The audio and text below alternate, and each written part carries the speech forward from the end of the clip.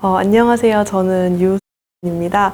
올해 2019년 2월 서울시 7급 추가 채용에 합격하게 되었습니다. 제가 황남기 스파르타에서 수강한 기간은 2017년 12월부터 2019년 2월 합격하기 전까지입니다. 네, 크게 두 가지 이유가 있는데 첫 번째로는 원래 도시교통이랑 도시개발 쪽으로 공부를 했었기 때문에 그쪽으로 나가고 싶었던 이유가 있었습니다. 두 번째로는 대기업, 그러니까 흔히 사람들이 가고 싶어 하는 대기업에서 인턴을 해보았는데 대기업에서 느꼈던 점도 어느 정도 영향을 미쳤고, 그리고 저 바로 위에서 저를 가르쳐 주셨던 부장님께서 현실적으로 아직 우리나라에서는 여자가 대기업에서 오래 일하기 힘든 점이 없지 않아 있다라고 말씀을 해주시면서 아무래도 공무원 쪽이 오래 일하는 데에 분명 좋은 점이 있을 거다라고 추천을 해주셨던 점이 컸던 것 같습니다. 사실 처음 공무원 공부를 시작했을 때는 황남기 스파르타에 대해서 알지 못했었습니다. 이런 학원이 있는지도 몰랐고 황남기 선생님도 몰랐었는데 공부를 하다 보니 너무 막막해서 여러 학원의 설명회를 찾아보았었어요. 설명회를 찾아보았는데 마침 학교 근처에서 황남기 선생님의 설명회가 있었고 그때 참여하게 되어서 황남기 스파르타에 대해 알게 되었습니다. 저는 설명회에 참여했어서 굉장히 큰 인상을 받았는데 합격자들이 정말 많이 참여해서 자기가 어떻게 공부를 했는지 그리고 뭐 어떤 시행착오를 겪었는지 이런 점을 좀 실감나게 들을 수 있었고 거기서 이곳에 가면 정말 다른 공부를 열심히 하는 수험생들이 있을 것 같아서 황남기 스파르타에 등록을 하게 되었습니다. 우선 국어 먼저 말씀드리겠습니다. 저는 국어의 경우에는 선제 마무리 강의를 듣고 선제 마무리 교재를 한 5회독 정도 한 후에 재정국어 기출문제집을 수험 전반에 걸쳐 약 10회독 정도 했었습니다. 그리고 또 최신 기출문제집 2개년치는 시행처에 상관없이 모두 인쇄를 해서 풀었었습니다. 네, 그 다음에 영어의 경우에는 제가 외국에 살다 온 것은 아니지만 그래도 기본기가 아주 없는 편은 아니었던 것 같습니다.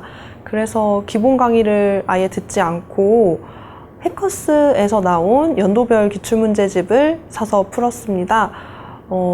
많은 시간을 할애하지 않는 게 저의 전략이었기 때문에 월요일에 한 세트를 풀고 화요일에 10문제를 리뷰하고 수요일에 또 10문제를 리뷰해서 이렇게 3일에 한 세트를 끝내는 식으로 하루에 영어 공부 시간을 1시간 이내로 최대한 줄이려고 노력했었습니다. 이렇게 월화수에 했던 걸 똑같이 다시 목요일, 금요일, 토요일에 반복해서 목요일에 한 세트를 풀고 금요일에 10문제, 토요일에 10문제 이렇게 리뷰를 했습니다. 단어 같은 경우는 황남기 스파르타 카페에 있는 자료실에서 어떤 합격자분이 옛날에 올려주신 단어집을 활용했습니다. 큰 이유가 있었던 건 아니고 그저 시중에 파는 책이 너무 두꺼웠고 저는 좀 컴팩트하게 중요한 단어를 여러 번 보는 것이 더 의미 있을 것 같아서 더 확실히 외우고자 그 단어집을 선택했습니다. 또 문법 같은 경우는 제니스 사육사 교재를 굉장히 나중에 문법을 보충하고 싶어서 제니스 사육사를 464문제인데 100번 정도까지 보았고 나중에 모의고사로 또 그 제니스 신성일 선생님의 모의고사를 종종 풀었던 것 같습니다. 영어는 그렇게 했었고 다음으로 한국사는 하면 안 되는 방법을 말씀드리겠습니다. 저는 한국사에서 굉장히 시행착오를 많이 겪었는데요. 우선 수강했던 강의는 전할길 선생님의 필기노트 강해라는 요약 강의를 수강했었습니다. 그리고 나서 해동한국사 기출문제집이 양이 많고 좋다고 해서 저는 기본 강의를 안 들었기 때문에 최대한 문제가 많은 기출문제집을 풀었습니다. 근데 저는 도저히 그 많은 문제가 소화가 안 돼서 나중에 결국 전한길 선생님 기출문제로 바꾸었고 전한길 선생님 기출문제집으로 바꾸었는데 그때가 시험 약 3개월, 2개월 정도 전이었기 때문에 그 또한 시간이 충분하지 않아서 나중에는 결국 그것도 소화를 하지 못하고 최신 기출만 매우 반복을 해서 갔던 것 같습니다. 제가 말씀드리고 싶은 것은 어떤 교재를 보든 사실 아주 좋은 교재도 아주 나쁜 교재도 없으니까 하나를 정하면 그냥 그걸 꾸준히 계속하는 것이 좋지 않을까. 저처럼 시행착오를 거치지 않으셨으면 하는 마음에 말씀드리고 싶습니다. 네, 우선 헌법 같은 경우에는 헌법은 황남기 선생님 족보 강의를 들었습니다. 그리고 합격자 스터디로 황남기 선생님의 족보를 합격자 스터디로 또 들었는데 저는 합격자 스터디가 굉장히 도움이 됐다고 생각합니다. 혼자서 공부할 때에는 어떤 것이 키워드인지 무엇이 비교 정리해야 하는 것인지 굉장히 헷갈렸는데 이미 이 과정을 거친 합격자들이 정리해주는 자료들이 수험 기간을 단축하는데 저는 도움이 되었다고 생각을 합니다.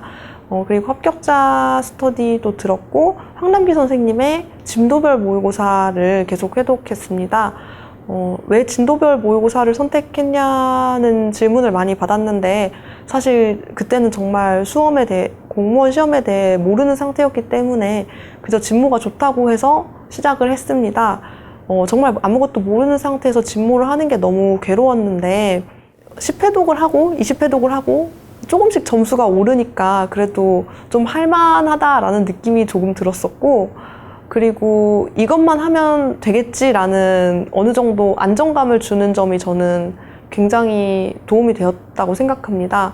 수험에 있어서 불안한 점이 여러 가지가 많은데 그때 나는 그래도 이 과목을 다른 사람보다 더 했으면 더 했지 덜 하지는 않았다라는 점 때문에 저는 진모가 저의 이제 심적인 안정에 큰 도움이 되었다고 생각을 합니다. 사실 진모를 한 30회독, 40회독 정도 하고 나서 저는 90점 정도가 나왔습니다. 사실 저는 근데 그게 진모의 문제라기보단 제가 법에 대한 감각이 워낙 없었기 때문이라고 생각을 합니다. 보통 10회독 정도 하면 어느 정도 점수가 나오는데 저는 10회독 했을 때도 10회독하고 갔던 7급 헌법에서 50점, 55점이 나왔었던 걸로 기억을 합니다. 근데 그래도 이미 10회독이나 했던 책이니까 버리지 않고 그것이 많이 익었으니 계속 가져가자라고 마음을 다지고 꾸준히 가져가서 결국에는 법에서 만족스러운 점수를 얻었던 것 같습니다. 그리고 헌법에서 진모를 보고 또 최신기출문제집도 추가해서 풀었습니다. 진모를 보았기 때문에 다른 단원별 기출문제집을 따로 풀지는 않았습니다.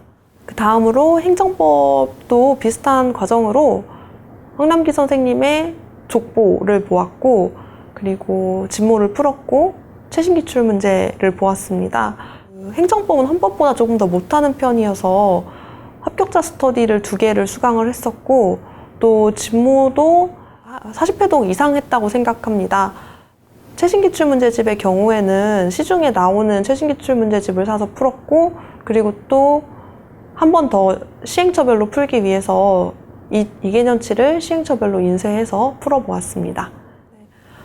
행정학과 지자론 같은 경우에는 저는 2개 다 신용환 선생님의 커리큘럼을 탔습니다.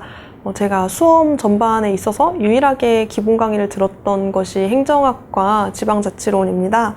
저는 신용환 선생님의 강의력이 굉장히 뛰어나다고 생각했기 때문에 신용환 선생님의 기본 강의를 들었고 기본 강의를 들으면서 같이 기출문제집을 푸는 식의 커리큘럼이었기 때문에 자연스럽게 기본 강의를 들으면서 기출문제까지 함께 풀 수 있었던 것 같습니다.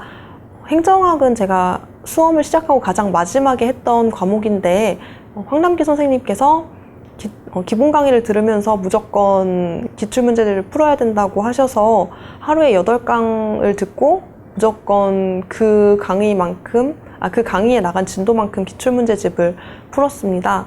저도 처음에 학원에 들어오기 전에는 황남기 선생님께서 하루에 8강에서 10강씩 학생들이 기본 강의를 듣고 기출문제집을 푼다고 하셨을 때 정말 말이 되지 않는다고 생각을 했었습니다. 그런데 정말 그냥 그렇게 해야 붙는다고 생각하고 하니 또 강의가 또 들리고 문제가 풀리는 신기한 경험을 했었던 것 같습니다. 그리고 저는 신용환 선생님 커리큘럼을 탔기 때문에 최신 기출의 경우 신용환 선생님이 아닌 다른 강사분들의 해설을 많이 참고했습니다. 제가 행정학에 있어서 큰 도움이 됐던 부분이라고 생각을 하는데, 다른 과목과 다르게 행정학의 경우에는 좀 강사 선생님들의 해설 포인트가 조금 달랐던 것 같습니다. 그래서 최대한 많은 선생님들의 해설을 참고해서 이 부분이 이래서 이렇게 이해가 될 수 있구나, 이게 이래서 답이구나 라는 이런 다양한 시각을 좀 보려고 노력했었습니다. 지자론의 경우에도 신용환 선생님 기출을 풀고 강의를 듣고 기출을 풀었는데요. 또 최신 기출도 풀었고, 여기 조금 추가했던 점은 조문집을 매일 30분씩 읽었습니다. 조문집을 그냥 읽으면 이게 와닿는 느낌이 들지 않아서 중요한 부분 키워드라던가 혹은 뭐 숫자 같은 것에 수정 테이프로 다 지우고 제가 이제 빈칸을 넣는 식으로 좀 입체적으로 조문을 좀 읽으려고 노력했었습니다. 전반적인 기출 회독 수를 말씀드리자면 행정학의 경우 15회독 정도 했던 것 같고, 지방자치론도 10회독 이상은 기출을 보았던 것 같습니다. 저는 마무리하면서 크게 4가지를 말씀드리고 싶습니다. 우선 저의 경우에는 수험 생활에 있어서 지나친 단기 합격자와 지나친 고득점자의 이야기를 황금률처럼 따르지는 않았습니다. 뛰어난 분들을 따라 해본 경우도 많은데, 결론적으로는 제가 그렇게 뛰어나지 않다는 것을 깨닫는 경우가 많았습니다. 그래서 저는 되게 현실적으로 가능한 계획이 무엇인지 이걸 찾으려고 노력을 했습니다. 그래서 저의 공부 방법도 그저 하나의 유형일 뿐이라는 것을 이제 당부드리고 싶고, 자신에게 맞는 공부 방법을 빠르게 찾는 것이 빨리 수험을 끝내는 방법이라는 것을 말씀드리고 싶습니다.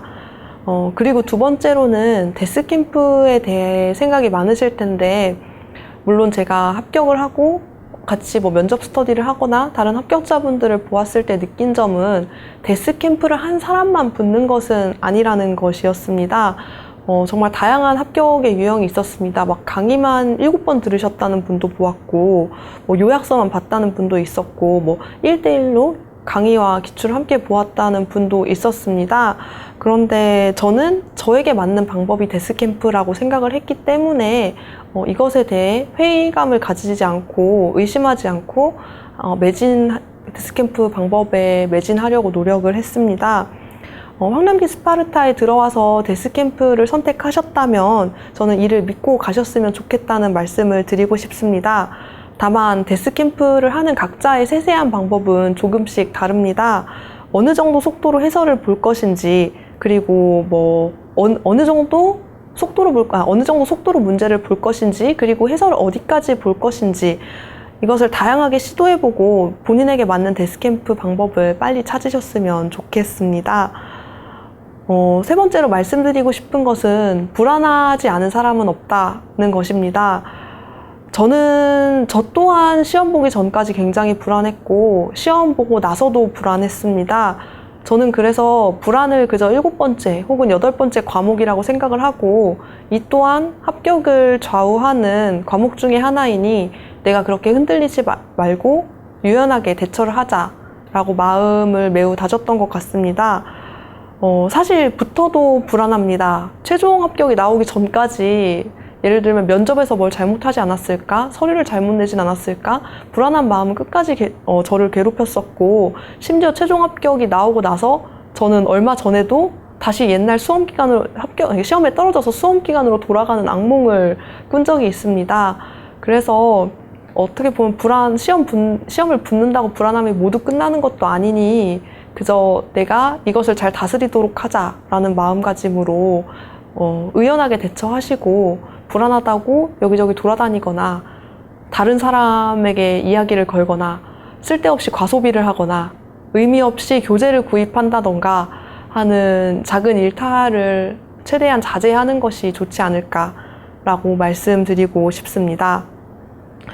4번째로는 가성비에 대해서 좀 생각을 해보는 게 어떨까 말씀드리고 싶습니다. 공부를 함에 있어서 공부를 더 해서 나쁜 것은 없다고 생각을 합니다. 하지만 우리의 가용자원인 시간은 한정되어 있습니다.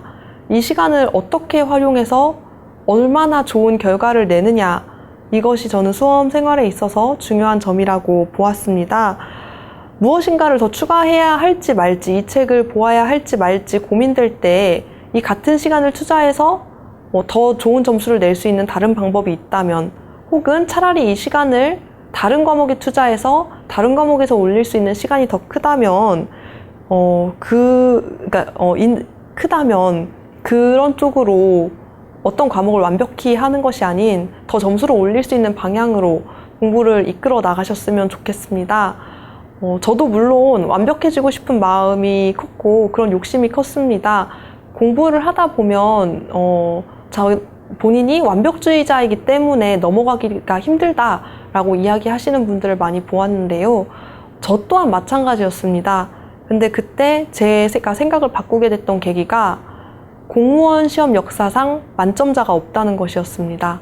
6과목, 7과목에서 만점을 받아서 완벽하게 수험을 끝내는 것이 공무원 시험이 아니라고 생각을 합니다. 그렇기 때문에 가성비, 인풋 대비 아웃풋을 판단의 기준으로 삼아서 현명하게 시간을 활용하셨으면 좋겠습니다.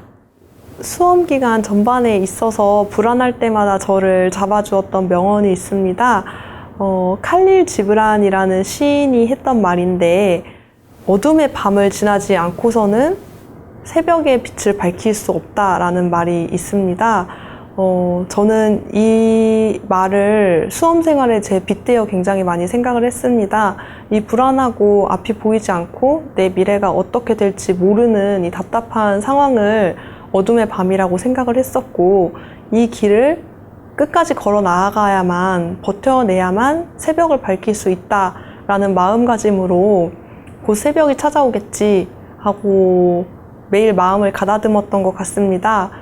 수험생 여러분들께서도 지금 답답한 마음이 답답하고 암울하고 굉장히 앞이 보이지 않는 느낌이 많이 드실 텐데, 곧 새벽이 다가올 거고 아침이 밝아올 거라고 생각을 하시면서 이 힘든 시기를 잘 버티시고 각자의 아침을 맞으셨으면 좋겠습니다. 감사합니다.